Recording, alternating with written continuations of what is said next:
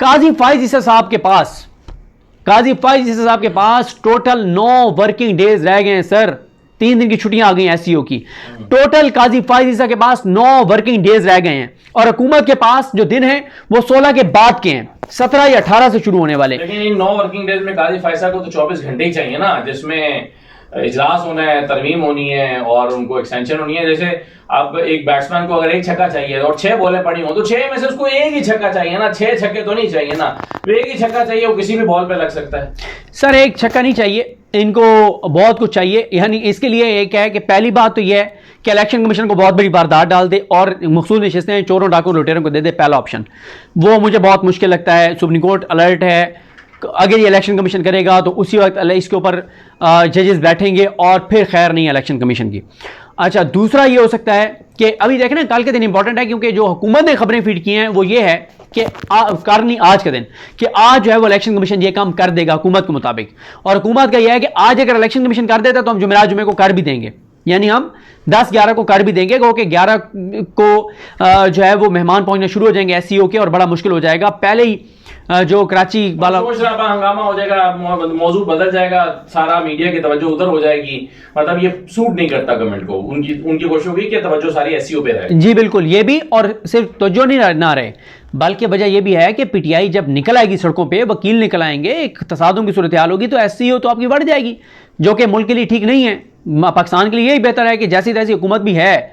उस दिन मैं किसको सुन रहा था, मौलाना फजल रहमान साहब ने कहा ना, उन्हें गो कि अवामी नुमाइंदा हुकूमत नहीं है, होना माने से कुछ नहीं है, लेकिन फिर भी हम मेहमानों को खुशामदीद कहते हैं जो एससीओ के आ रहे हैं, ठीक है हमारे मुल्क में हो रही है।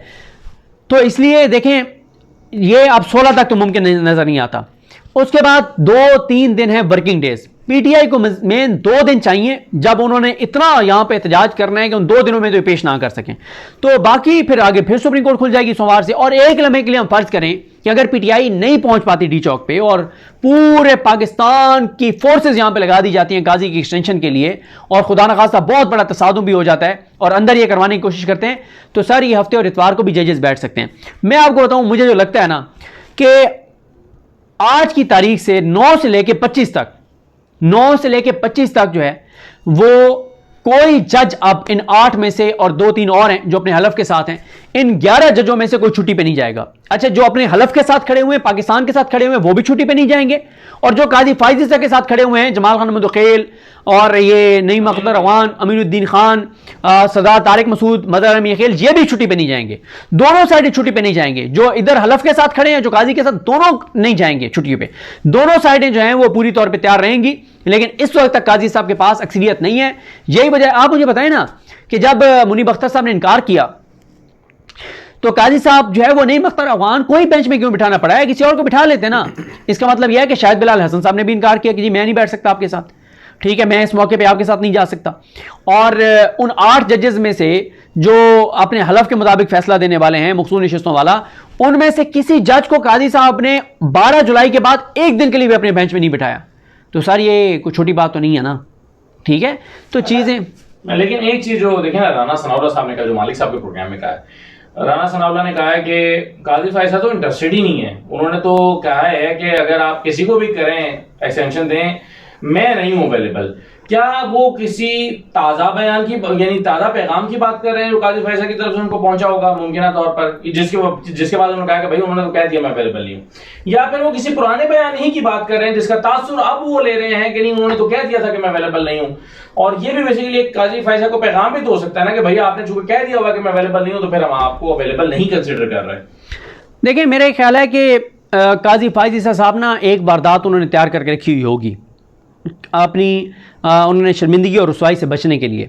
आप देख लीजिएगा जैसे वो बेनज़ीर भुट्टो की वसीयत आ गई थी ना सामने उनकी शहादत के बाद, ये इसी तरह की ना एक लेटर सामने आ जाएगा जिस दिन ये साबित होगा या तय हो जाएगा कि काजी साहब की एक्सटेंशन नहीं हो सकी, तो आपको एक पिछली तारीखों में ना एक लेटर मिल जाएगा कि काजी फाइज ईसा साहब ने ये लेटर जो है वो वजीर कानून को या हुकूमत को लिखा था या सदर पाकिस्तान को लिखा था कि जी मैं सोशल मीडिया पे ये खबरें देख रहा हूँ, ये इन्फॉर्मेशन सुन रहा हूँ कि आप कोई आईनी अदालत बनाने जा रहे हैं और उस पहला तो आप मुझे बतौर चीफ जस्टिस पाकिस्तान एक्सटेंशन देना चाह रहे हैं तो मैं नहीं लूँगा, आप तमाम जजेस की एज रिटायरमेंट बढ़ा रहे हैं फिर भी मैं नहीं रुकूंगा, आप एक आईनी अदालत का सरबराह बना रहे हैं फिर भी मैं नहीं बनूंगा क्योंकि मेरे जहन में ये चीज़ें हैं, और बड़ा अपनी शान में कसीदे लिख के, और ये पुरानी डेट में आपको भुट्टो बेनज़ीर की वसीयत की तरह का एक डॉक्यूमेंट मिल जाएगा। चलिए, अगर उन्होंने ये नहीं भी किया हुआ तो आपकी इस बात से उनको आइडिया तो मिल जाना चाहिए सर, ये करना चाहिए। सर वो लाजमी कर चुके होंगे, वो आपसे बहुत एडवांस हैं।